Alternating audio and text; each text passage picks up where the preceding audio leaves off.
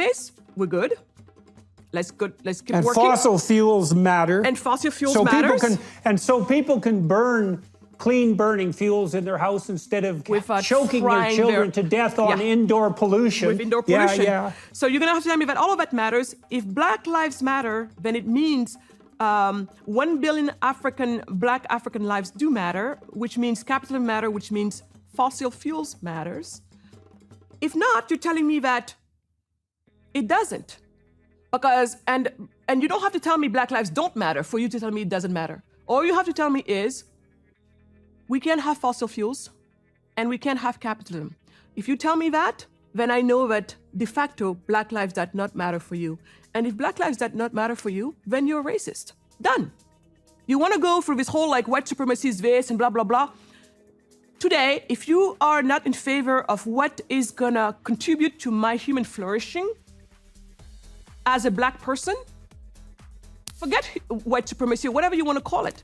That to me is the new definition of racism.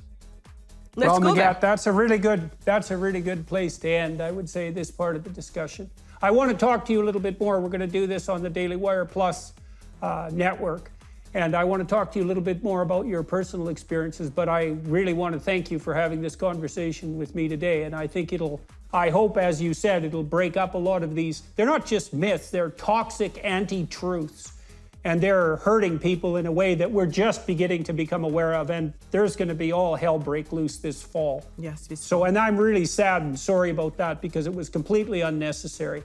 As you know, we know the pathway forward. Common law that's such a firm foundation to build a prosperous society upon. A proper free enterprise, localized economy, get the bureaucrats and the resentful people the hell out of the way of people like you, and see if we can get prosperity to grow everywhere in the world.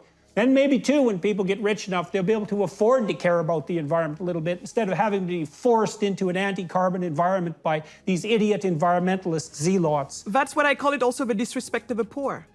It's yes, total, absolutely. It's total disrespect for the poor, thinking that you're superior to them. Do you think you're superior to them just because you care about the air that you breathe? Gee, I think you would be just like this poor person if you had no food in your belly, child is sick, you don't know how you're going to take care of it, you had all of these issues that come straight from your poverty. I think that you too, the quality of the air you breathe or the quality of the water you drink might be numbered 100 in the priority list because right now you have to survive.